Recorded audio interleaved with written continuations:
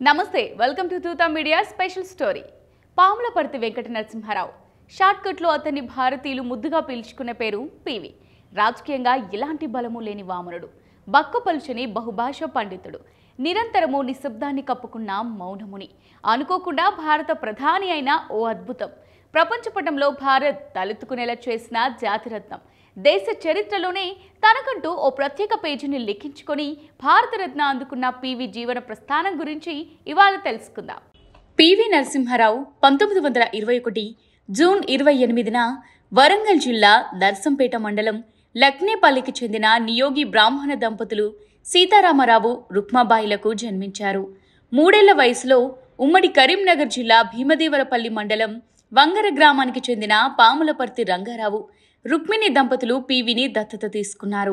భీమదేవరపల్లి మండలం కట్కూరులోని బంధువు గబ్బెట రాధాకిషన్రావు ఇంట్లో ఉంటూ పాఠశాల విద్యాభ్యాసం పూర్తి చేశారు. తర్వాత ఉస్మానియా వర్సిటీ ఆర్ట్స్ కాలేజ్లో డిగ్రీ పూర్తి చేసిన ఆయన 1938లో హైదరాబాద్ రాష్ట్ర కాంగ్రెస్లో చేరారు. నిజాం నిషేధాజ్ఞలను ధిక్కరిస్తూ వందే మాతరం గేయాన్ని పాడి తెగువ చూపించారు.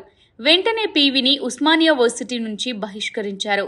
ఓ మిత్రుడి సాయంతో నాగ్పూర్ విశ్వవిద్యాలయంలో చేరిన పివి న్యాయశాస్త్రంలో పట్టా తీసుకున్నారు.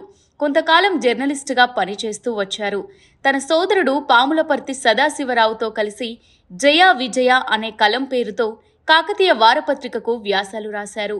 1957 నుంచి 77 మధ్య కాలంలో ఉమ్మడి ఆంధ్రప్రదేశ్ అసెంబ్లీకి మంత్రి నుంచి ప్రాతినిధ్యం వహించారు. 1962 నుంచి 71 మధ్య వివిధ శాఖల మంత్రిగా పనిచేశారు. 1971లో ఉమ్మడి ఏపీ ముఖ్యమంత్రిగా బాధ్యతలు స్వీకరించారు. సీఎంగా పలు భూ సంస్కరణలను తీసుకొచ్చారు. భూగరిష్ట పరిమితి చట్టాన్ని పగడ్బందీగా అమలు చేయించారు. గురుకుల విద్యా వ్యవస్థకు పునాది వేశారు. 1969లో కాంగ్రెస్ పార్టీ చీలిన సమయంలో ఇందిరాగాంధీ వెన్నంటి నిలిచిన పివి 1978లో ఇందిరాగాంధీ స్థాపించిన కాంగ్రెస్ ఐలో చేరారు. 1977లో తొలిసారిగా హన్మకొండ ఎంపీగా గెలిచిన పివి 1984, 1989, 1991, 1996లలో జరిగిన ఎన్నికల్లో మహారాష్ట్రలోని రామ్టెక్, కర్నూలు జిల్లా నంద్యాల, ఒడిశాలోని బరంపురం లోక్సభ స్థానాల నుంచి ప్రాతినిధ్యం వహించారు. కేంద్రంలో హోం రక్షణ, విదేశాంగ శాఖల మంత్రిగా పనిచేశారు. రాజీవ్ గాంధీ హయాంలో దేశంలోకి కంప్యూటర్లను ప్రవేశపెట్టినప్పుడు పివి ఓ కంప్యూటర్ తెప్పించుకొని కుస్తీ పట్టారు. 60 ఏళ్ల వయసులో కూడా గంటల తరబడి కూర్చుని టైపింగ్ మాత్రమే కాదు, కంప్యూటర్ లాంగ్వేజ్ను నేర్చుకున్నారు. 1991లో రాజకీయాల నుంచి రిటైర్మెంట్ తీసుకోవాలని భావించారు పివి. ఆ ఏడాది జరిగిన సాధారణ ఎన్నికల్లో పోటీ కూడా చేయలేదు. అయితే రాజీవ్ గాంధీ హత్యతో పివి మళ్లీ పొలిటికల్ ఎంట్రీ ఇచ్చారు. దీంతో పివి కాంగ్రెస్ పార్టీలో క్రియాశీలకంగా వ్యవహరించాల్సి వచ్చింది. రక్షణ మంత్రిగా పనిచేసిన అనుభవంతో పార్టీలోని ఇతర పోటీదారులను వెనక్కి నెట్టారు. మైనారిటీలో ఉన్న కాంగ్రెస్ ప్రభుత్వాన్ని నడిపించే బాధ్యతను భుజాన వేసుకున్నారు. 1991 జూన్ 21న ప్రధానిగా బాధ్యతలు స్వీకరించారు. అయితే అప్పటికీ పివి ఎంపీ కాకపోవడంతో నంద్యాల లోక్సభ స్థానానికి జరిగిన ఉప ఎన్నికల్లో పోటీకి సిద్ధమయ్యారు. తెలుగు వ్యక్తి ప్రధానిగా అవకాశం ఉండడంతో తెలుగుదేశం పార్టీ తరపున అభ్యర్థిని ఎన్టీఆర్ నిలపలేదు. పివి ఎన్నిక ఏకపక్షంగా సాగింది. దీంతో 5 లక్షల ఓట్ల భారీ మెజారిటీ సాధించి గిన్నిస్ రికార్డుల్లోకి ఎక్కారు. 1995 మే 16 వరకు మైనారిటీ ప్రభుత్వాన్ని విజయవంతంగా నడిపి రాజకీయ చాణక్యుడిగా పేరు సంపాదించుకున్నారు. అయితే పివి భారత ప్రధానిగా బాధ్యతలు స్వీకరించే నాటికి దేశం గడ్డు పరిస్థితుల్లో ఉంది. విదేశీ మారకద్రవ్య నిల్వలు $1 బిలియన్ కంటే తగ్గిపోయాయి. విదేశాలకు చెల్లించాల్సిన అప్పులు పెరిగిపోయాయి. దిగుమతుల కోసం చేయాల్సిన చెల్లింపులు పేరుకుపోయాయి. ద్రవ్యోల్బణం గరిష్టంగా 2 అంకెలకు చేరింది. దేశం ఆర్థికంగా దివాలా అంచున ఉంది. దీంతో వెంటనే దేశ ఆర్థిక వ్యవస్థను చక్కదిద్దే పని మొదలుపెట్టారు పివి. అప్పట్లో రిజర్వ్ బ్యాంక్ గవర్నర్గా ఉన్న ఆర్థికవేత్త మన్మోహన్ సింగ్ను పిలిపించి నేరుగా కేంద్ర ఆర్థిక మంత్రిగా బాధ్యతలు అప్పగించారు. మన్మోహన్ సింగ్తో పాటు ఇతర ఆర్థికవేత్తలతో చర్చించి సంస్కరణలను అమల్లోకి తెచ్చారు. ఎగుమతులు పెరిగి విదేశీ మారక ద్రవ్యం సమకూరేందుకు వీలుగా రూపాయి విలువను తగ్గించారు.